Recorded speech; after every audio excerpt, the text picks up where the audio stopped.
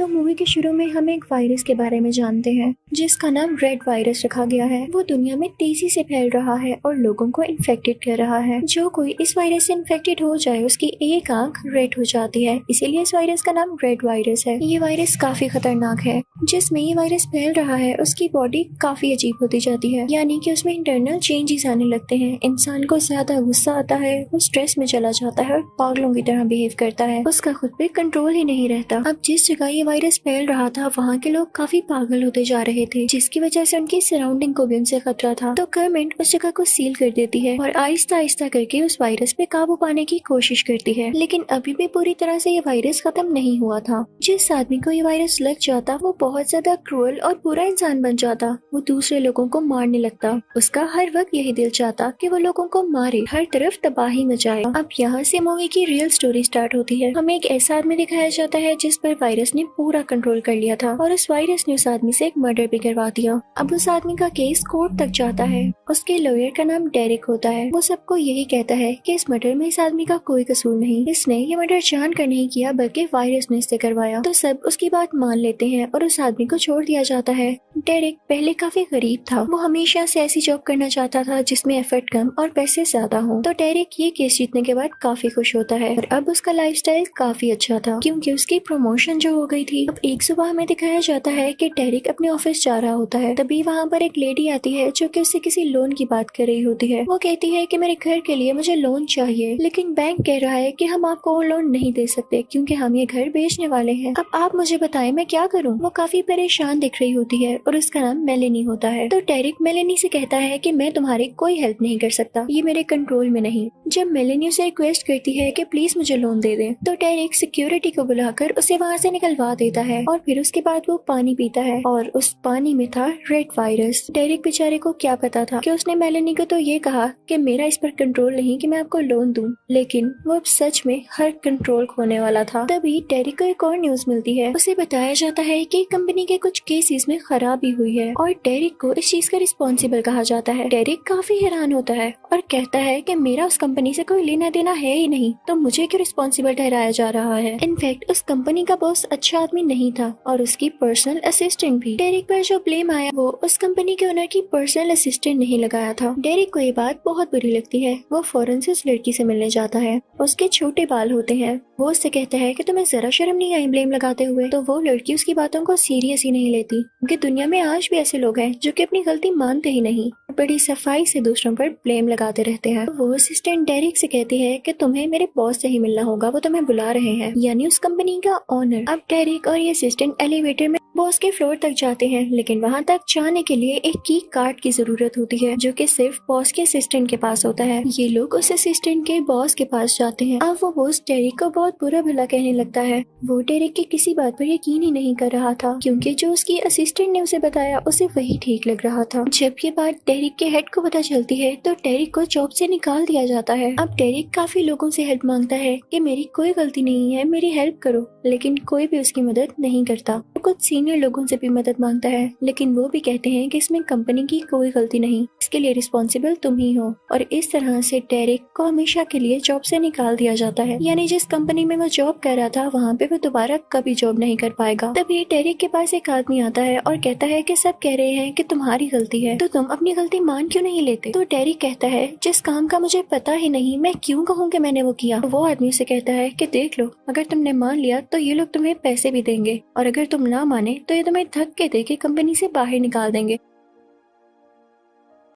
Derek काफी परेशान हो जाता है और वो कहता है कि मैं कभी नहीं कहूंगा कि ये मैंने किया क्योंकि मैं गलती पर हूँ ही नहीं। तो अब डेरिक को धक्के देकर कंपनी से और उस बिल्डिंग से बाहर निकाल दिया जाता है। लेकिन तभी वहाँ पर कुछ लोग आते हैं जिनमें कुछ डॉक्टर्स और पुलिस वाले होते हैं। वो उन सब लोगों से कहते हैं कि अपनी बिल्डिंग के अंदर ही रहो क्योंकि उनको खबर मिली थी कि इस बिल्डिंग में वो वायरस आ चुका है। तो वो बिल्डिंग को सील करने आए थे और जो बिल्डिंग के अंदर था वो उन्हें भी अंदर ही रहने देते हैं। वो कहते हैं कि 8 घंटे तक आप लोग बाहर नहीं आ सकते क्योंकि अगर कोई इन्फेक्टेड हो गया है तो वो अंदर ही रहे, बाहर आकर दूसरे लोगों को इन्फेक्टेड ना करे। अंदर जो लोग थे वो बहुत घबरा रहे थे, बहुत डर रहे थे कि अगर हम में से कोई इन्फेक्टेड हुआ तो वो तो हम पर अटैक कर देगा, क्योंकि उसका खुद पर कोई कंट्रोल नहीं है। हम जैसे कि मूवी के शुरू में हमने देखा कि डेरिक ने जो पानी पिया था उसमें वो रेड वायरस था, तो डेरिक डेफिनेटली अब इन्फेक्टेड हो चुका था। और देखते ही देखते कुछ टाइम में डेरिक की आंख रेड हो जाती है, उसका खुद पर कंट्रोल नहीं रहता और वो बिल्कुल पागलों की तरह बिहेव करने लगता है। उसके सामने एक आदमी खड़ा होता है जिस पर वो अटैक करने लगता है, लेकिन उसका हाथ पकड़ लिया जाता है। इसे लग रहा था जैसे डेरिक में काफी ज्यादा पावर आ गई हो और वो किसी के मना करने से मना नहीं हो रहा था। वो कहता है कि जिस कंपनी ने मुझ पर इल्जाम लगाया मुझे उसके बॉस से मिलना है। जब उस बॉस को ये बात पता चलती है तो वो डेरिक को ऊपर नहीं आने देता,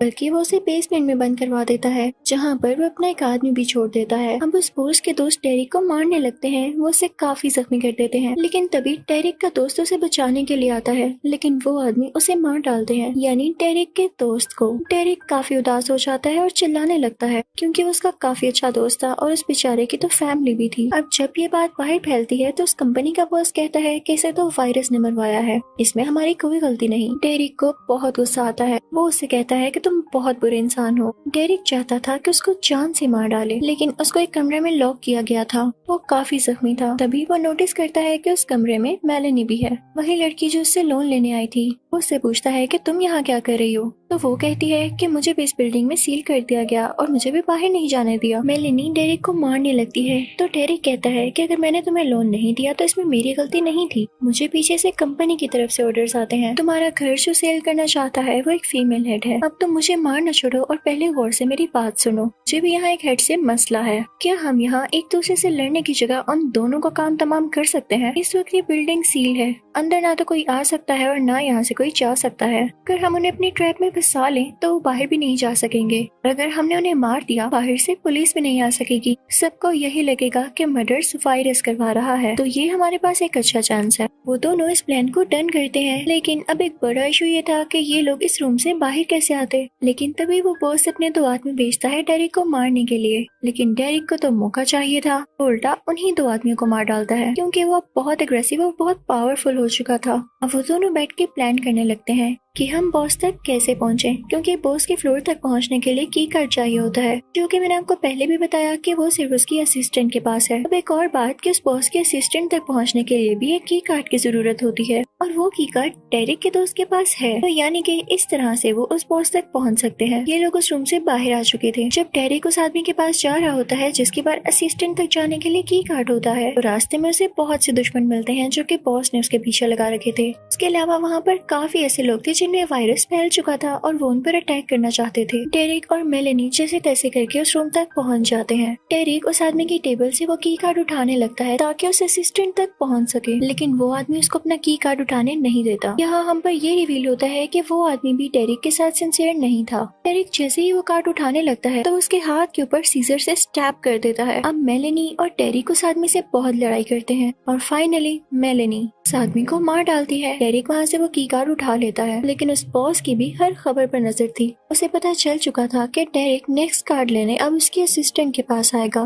तो वो फौरन से अपनी असिस्टेंट को कॉल करता है। वो उसे कहता है कि तुम अपना की कार्ड बाहर फेंक दो। वो लड़की तो अपने बॉस को ओके कह देती है, लेकिन उसका दिल नहीं जा रहा था वो कार्ड फेंकने का। आगे से वो लड़की अपनी ही असिस्टेंट को कहती है कि इस कार्ड को छुपा दो, मैं इसको बाहर नहीं फेंकना चाह रही। लेकिन डेरिक और मेलेनी उस लड़की तक पहुंच चुके थे, क्योंकि बॉस की उस असिस्टेंट को तो पहले ही पता था कि यहाँ क्या करने आए हैं। वो पहले से ही अपने कई ज्यादा लोग अपने साथ खड़े कर लेती है जो कि डेरिक और मेलेनी से लड़ने वाले थे। यहाँ पे एक बहुत बड़ा फाइट सीन क्रिएट होता है, यानी मेहम। इस नाम पर ये मूवी है। सब एक दूसरे को बहुत मारने लगते हैं, इवन हड्डियां भी तोड़ देते हैं। डेरिक और मेलेनी सबको मार डालते हैं। अब डेरिक सीधा उसी औरत के पास जाता है जो कि बॉस की असिस्टेंट थी और उससे की कार्ड मांगता है, तो वो कहती है कि मेरे पास कोई की कार्ड नहीं। डेरिक उससे कहता है कि मैं तुम्हें जान से मार डालूंगा। तो वो छोटे बालों वाली औरत यानी बॉस की असिस्टेंट अपनी असिस्टेंट से कहती है कि लाओ कार्ड, और जब वो कार्ड लाती है तो वो काफी मेल्टेड होता है और काफी छोटा भी हो चुका था।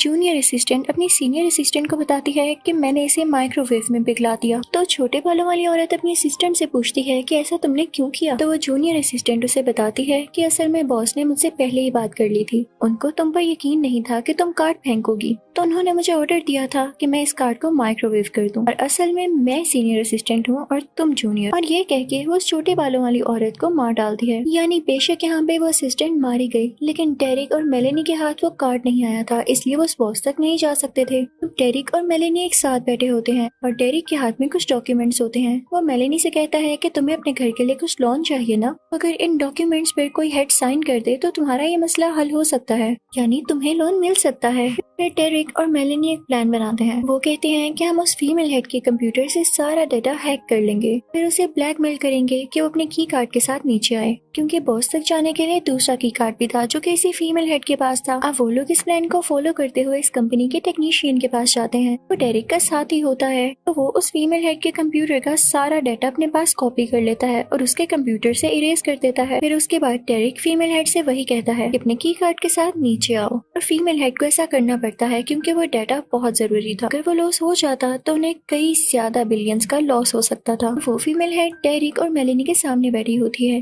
तो डेरिक उस पर गन पॉइंट करके उसका की कार्ड ले लेता है, फिर उसके बाद उसे डॉक्यूमेंट्स देता है और कहता है कि इस पर आपके साइन चाहिए। तो वो फीमेल हेड कहती है कि नहीं, मैं कभी भी साइन नहीं करूंगी। मेलेनी को काफी गुस्सा आता है और वो चिप तोड़ देती है जिसके अंदर उस फीमेल हेड का सारा डेटा होता है। ये देख के उस फीमेल हेड को बहुत गुस्सा आता है, तो मेलेनी पर अटैक करने लगती है और उसे काफी मारती है। दूसरी तरफ उस फीमेल हेड का आदमी डेरिक को भी बहुत मारता है, उसे काफी जख्मी कर देता है, लेकिन फाइनली डेरिक उस आदमी को मार डालता है। दूसरी तरफ मेलेनी अब उस फीमेल हेड पर अटैक करने वाली थी, लेकिन वो फीमेल हेड कहती है कि खाली की कार्ड से ही तुम लोग ऊपर नहीं जा सकते, इसके लिए कोड भी चाहिए जो कि मैं तुम लोगों को कभी नहीं बताने वाली। तभी वहाँ पर डेरिक आता है, तो वो फीमेल हेड डेरिक से कहती है अगर तुम चाहते हो कि वो कोड मैं तुम्हें बता दूं तो तुम इस लड़की मेलेनी को मुझे दे दो, इसने मेरा डेटा रिमूव करके बहुत बड़ी गलती की है और अब मैं इसे लेसन सिखाऊंगी। लेकिन मेलेनी उसका मुंह बंद करने के लिए उसे मारने लगती है, लेकिन तभी डेरिक मेलेनी को बेहोश कर देता है क्योंकि उसे तो कोड से मतलब था और उसने बॉस के पास जाना ही जाना था। वो मेलेनी को उस फीमेल हेड को दे देता है और अब वो फीमेल हेड मेलेनी को अपने साथ ले जाती है। वो फीमेल हेड मेलेनी को टॉर्चर करने लगती है और उसे काफी बुरी सजाएं देने लगती है, लेकिन इससे पहले ही हम पर रिवील होता है कि मेलेनी भी अब इन्फेक्टेड थी, उसकी एक आंख रेड हो चुकी थी और इस बात का डेरिक को पता था। तभी तो उसने मेलेनी को उस फीमेल हेड के पास छोड़ दिया क्योंकि वो जानता था कि मेलेनी अब बहुत गुस्से में आ जाएगी और वो उस फीमेल हेड को नहीं छोड़ेगी। यानी डेरिक ने यहाँ काफी अच्छे तरीके से ट्रिक किया था और वो की कार्ड और वो कोड लेके बॉस के पास पहुँच जाता है। वो बॉस उससे कहता है कि आओ आओ, तुम्हारा ही इंतजार था, मुझे पता था कि तुम यहाँ जरूर आओगे, बस मैं तुम्हें टेस्ट कर रहा था।